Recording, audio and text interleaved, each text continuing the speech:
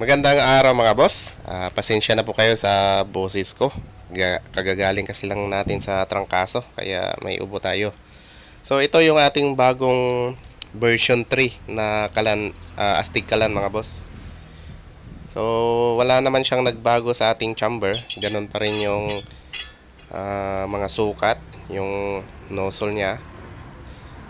25 volts pa rin. Same pa rin yung luma natin.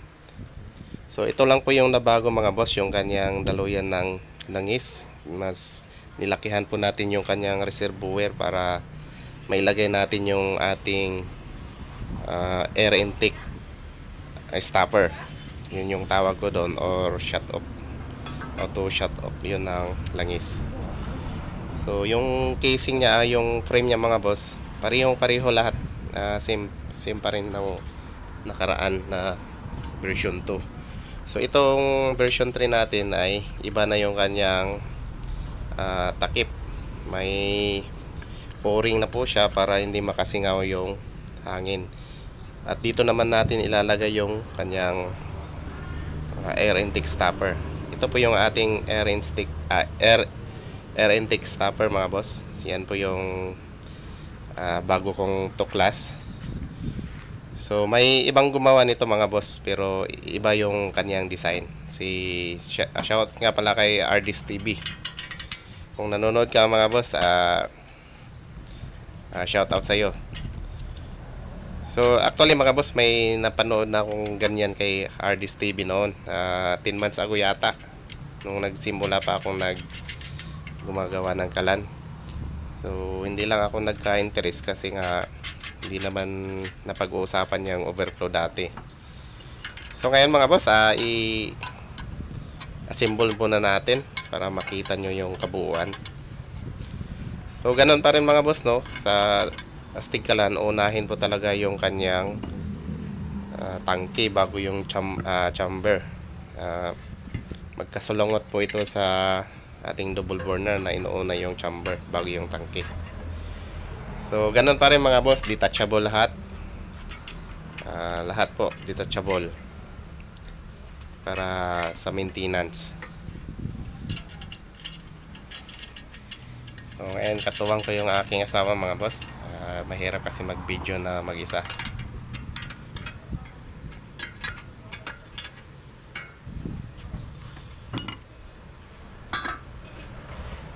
So ganito lang kadali yung pagkakabit ng ating air intake stopper mga boss. May label na may label po rin yan. Hindi na po kayo magkakamali kasi pag pinaship ko ito mga boss ay tinatanggal ko yan. So kayo na po yung magkakabit niyan. Hindi naman madali, hindi naman mahirap. So ito yung blower, ganun pa rin mga boss, yung 2.85 amperes. Itinin mo yun, 85. Yan. So kaya medyo mahal yung ating kalan mga boss, dahil sa blower pa lang mamahalin po yan, hindi kagaya nung iba. Yan po yung isa sa pinakamahal na blower.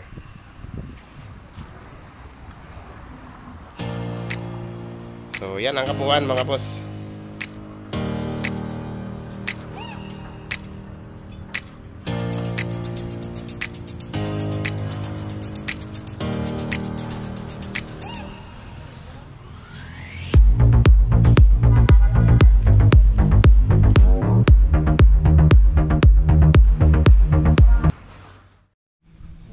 Ngayon mga boss, i-compare lang po natin yung ating version 2 na Astig Kalan. So yung version 2 natin mga boss, wala pong ganon sa ating bago, yung walang safety features. So ito, ingat ka lang sa pag kontrolin lang po yung patak. Basta makuha nyo lang po yung tamang patak ng langis ay wala namang problema. So ganun talaga ang apoy mga boss, dapat bantayan.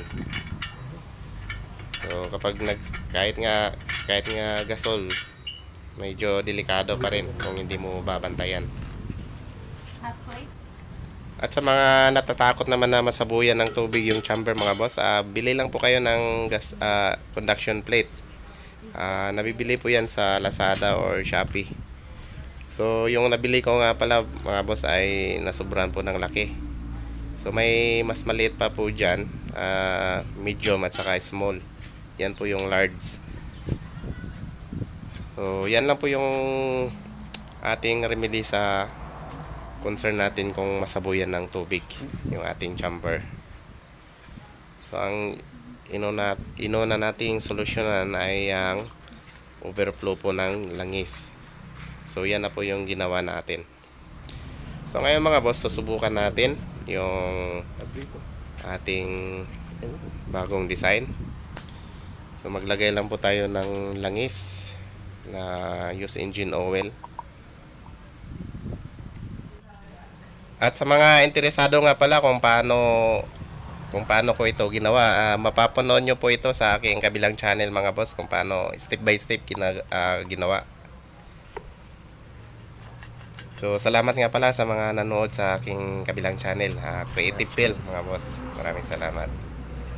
So ngayon bubuksan natin.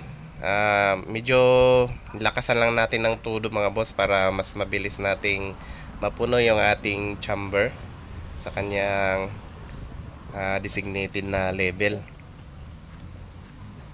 Yan. Kung mapapansin nyo, bumubuga-buga kasi nga natatabo na, nagpapunction na po yung kanyang air intake stopper kasi nga biglaan. Pero kung sa normal po na pagluluto yun mga boss, wag pong sagad ng pagbubukas ng ating ball valve. Dapat patak-patak pa rin. Kung kumbaga parang regular na kalan pa rin. Pero sabi ko nga sa inyo, ang purpose nating video na ito ay para malaman natin kung totoo bang namamatay yan kapag napuno yung ating chamber.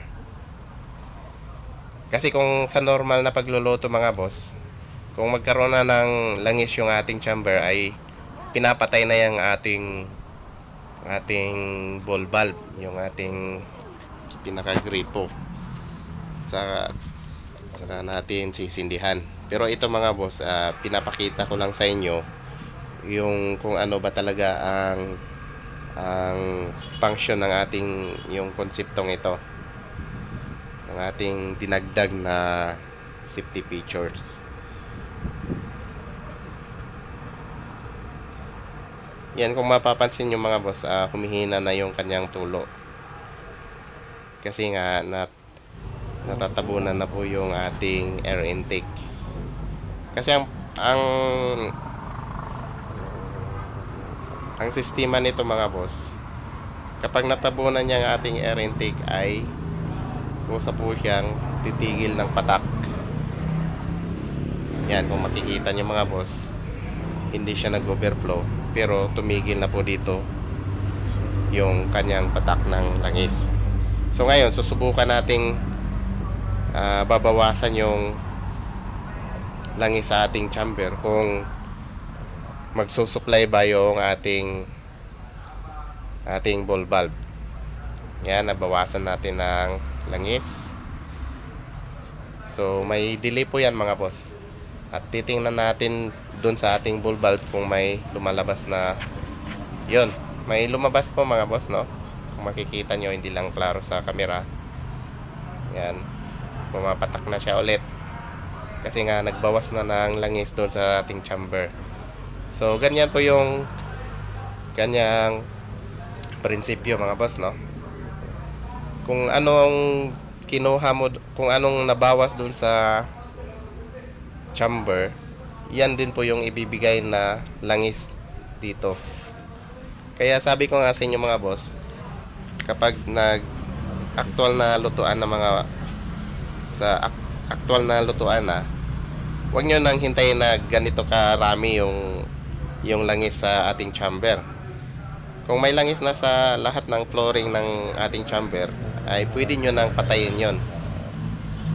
Pwede nyo nang patayin muna itong ball valve natin para tama lang po yung langis na nasa loob.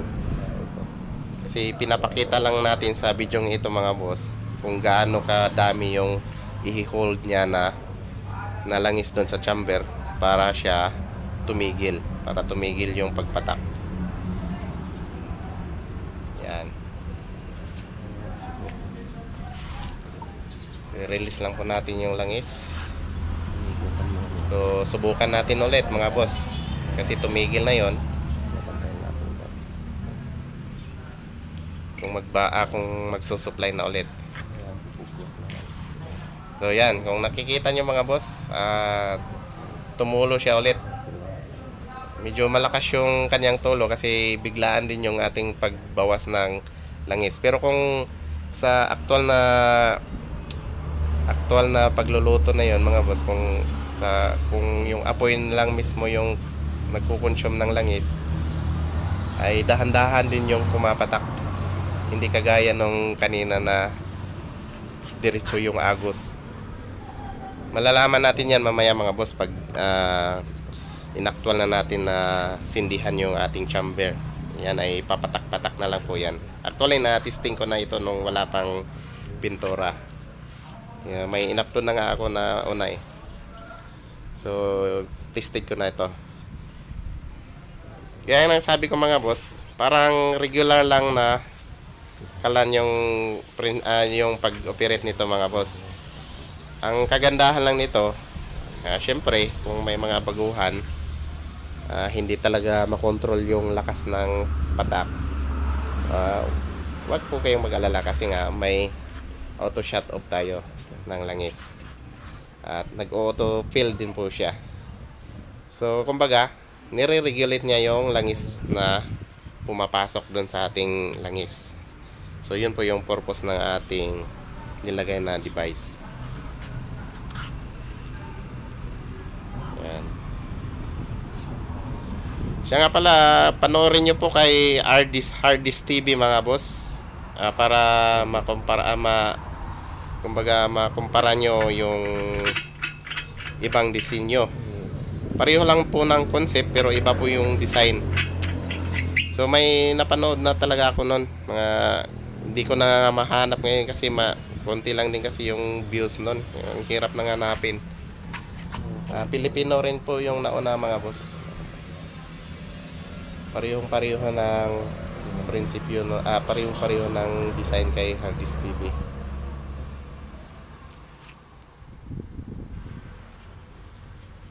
So sisindihan na natin mga boss, dating gawi.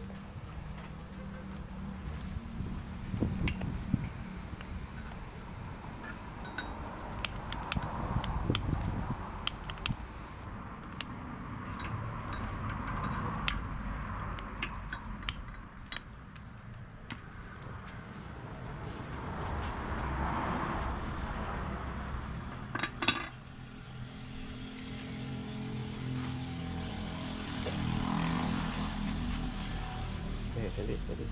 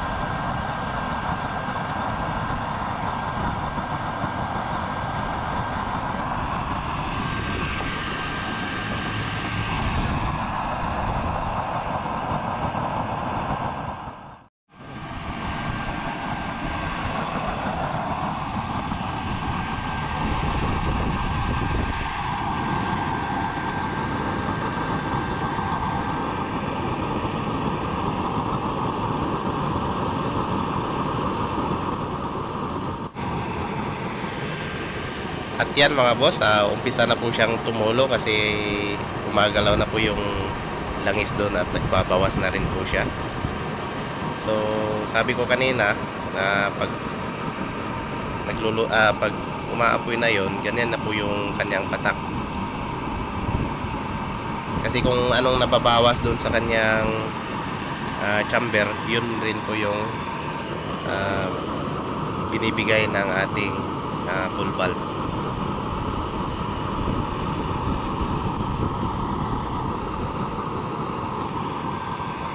Kaya sabi ko nga kanina mga boss, kung kayo na po yung gagamit, ay huwag nyo na pong hintayin na mapuno yung ating chamber.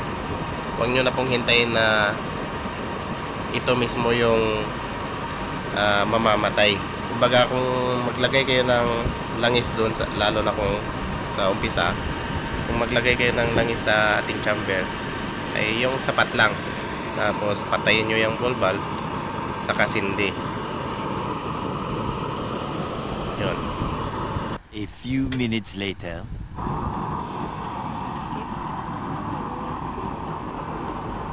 Yan, kumulo na mga boss.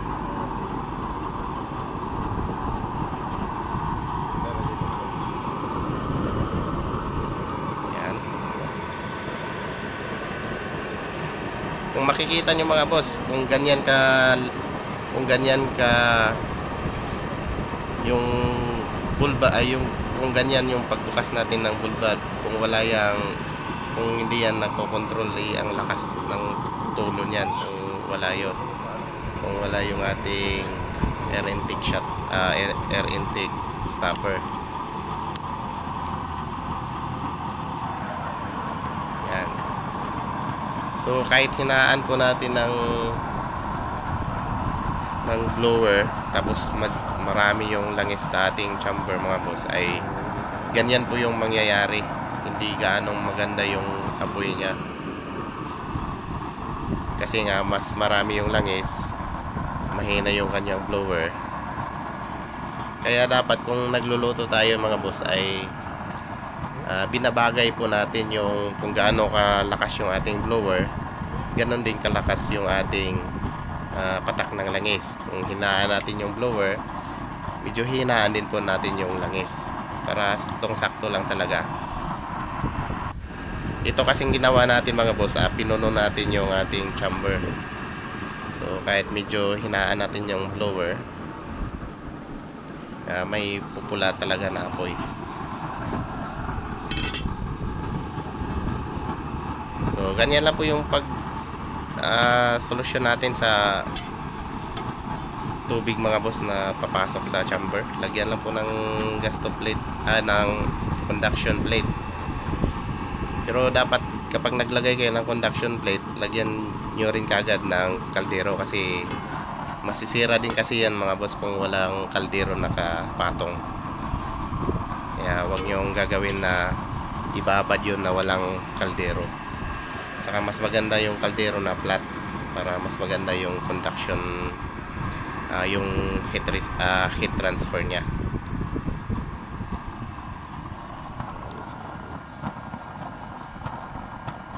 Yan mga boss, marami pong langis sa chamber niyan, tapos mahina yung ating blower kaya nagkakaroon ng orange. So pwede na rin po yung pang in-in ng kanin.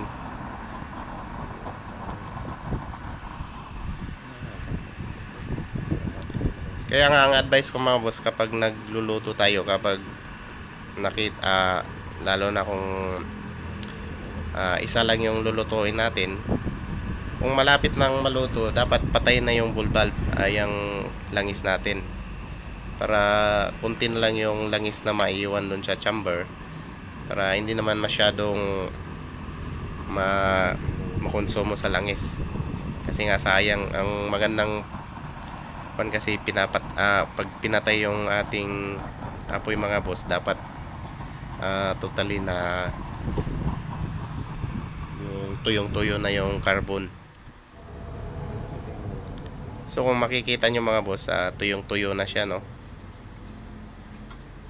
Yan yung tamang pagpatay ng ating Calandius oil.